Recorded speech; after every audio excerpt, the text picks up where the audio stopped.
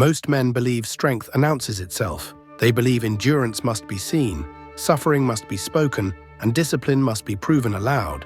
Yet the men who are hardest to break learned early that the most dangerous strength is the one that makes no sound. What destroys most people is not pain itself, but the need to explain it, justify it, or be witnessed while carrying it. In the tradition of Bushidō, there was an unspoken discipline more respected than technique or courage. It was the discipline of silence under pressure, known through practices like gaman, the quiet endurance of the unbearable without complaint. Miyamoto Musashi never wrote that a man must speak less, yet his life demonstrated it completely. He walked alone, trained alone, suffered alone, and left behind no record of emotional defense. In Zen, silence was not absence, but containment, a refusal to leak strength through unnecessary expression. There was a man who lived an ordinary modern life, burdened not by violence or survival, but by constant internal noise. When stress arrived, he explained himself repeatedly. When disappointment came, he searched for sympathy. When effort grew heavy, he announced it aloud, hoping recognition would lighten the weight. Yet each time he spoke, something inside him weakened, as if his resolve drained through his mouth.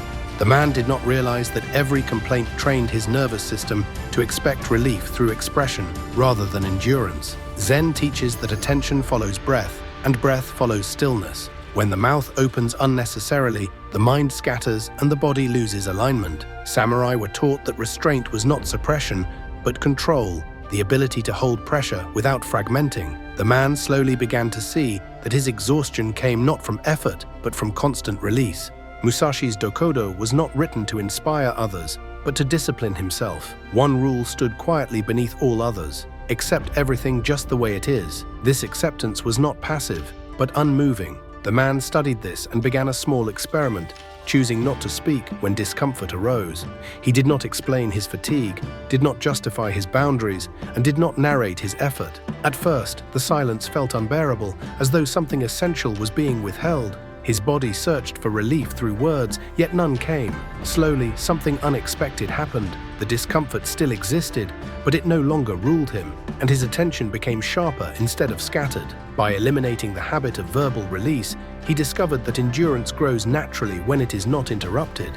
The samurai did not rely on motivation, but on identity shaped through repetition. Each time the man chose silence over explanation, he reinforced a new internal order. He did not become colder, only steadier. Zen speaks of the unmoving mind, and Bushido honors the warrior who remains composed when others collapse. Strength became something he carried privately, no longer dependent on recognition. Over time, fewer things disturbed him, not because life softened, but because his interior hardened without tension. Insults passed through him without lodging, pressure arrived without panic, and effort remained clean and undramatic. Like the warriors before him, he learned that silence preserves energy, and energy preserved becomes resilience. What is never announced cannot be attacked. In the end, the quiet rule reveals itself simply. What you carry without speaking becomes yours alone, refined and unstealable. The man who learns to endure without noise no longer needs to prove his strength, because it is already complete. In silence, discipline deepens, presence stabilizes, and the self becomes unbreakable.